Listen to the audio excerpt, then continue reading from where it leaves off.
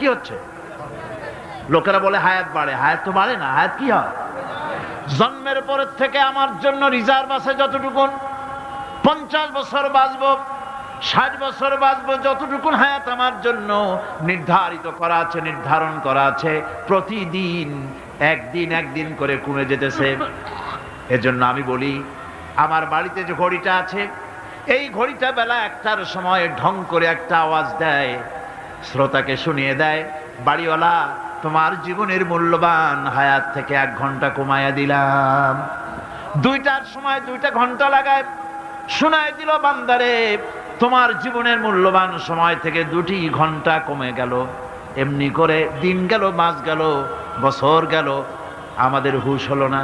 সময় চলে গেল তাস খেলে খেলে, সময় চলে গেল আমাদের খেলাধুলা করে, শয়তানি বদমাশি করে। সময় কতটুকুন পেলাম?